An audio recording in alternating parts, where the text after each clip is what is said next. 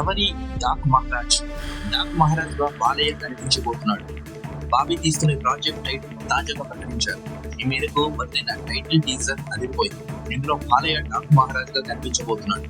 అయితే ఎవరు ఈ డాక్ మహారాజ్, అతని కథ ఏంటి, ఎక్కడి వాడు, ఏం చేస్తుంటాడు, ఇలా అందరూ గూగుల్ చేస్తున్నారు, వెతుకుతున్నారు. డాకు మహారాజ్ టైటిల్ టీజర్ లోనూ ఓ ట్రైలర్ పెట్టాడు.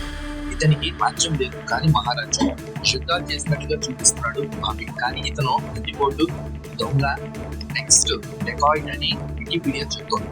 పంజాబ్ చంబల్ ప్రాంతంలో డాకు మాన్సింగ్ గురించి చాలా చెప్తుంటారు. అంతా లాంటి వారు చిన్నతనంలో ఈ డాకు మాన్సింగ్ గురించి వినేవారంటారు. డాకు మాన్సింగ్ అలియాస్ డాకు మహారాజ్ గురించి ఆయన చేసే దోపిడీలు, తప్పించుకునే తీరు గురించి అందరూ చెప్తుంటే చిన్నతనంలో అమితాబ్ విని భయపడేవారని గతంలో చాలా ఇంటర్వ్యూలో చెప్పారు.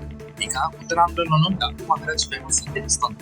ఇలా దొంగతనం చేసి పేదలకు సాయం చేసేవాడని తెలుస్తోంది. మరి బాబీ పాత్రను ఇన్స్పైర్ అయ్యి బాలయ్యతో డాకు మహారాజ్ సినిమా తీసాడా, అదే పాత్రలో బాలయ్యని పోషిస్తున్నాడా అన్నది చూడాలి. ఇక ఇది ఒక శాంపిల్ అని, సినిమాలో 5 బ్లాక్స్ ఉంటాయని, అవి చూస్తే మైండ్ బ్లాక్ అవుతుందని తెలిపారు.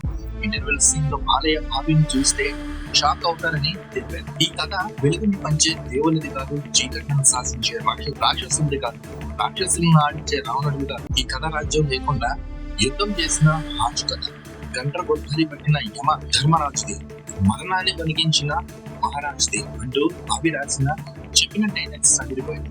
బాలయ్య ఇంటికి గమనించిన RR never before never after అనిపించేలా ఉంది.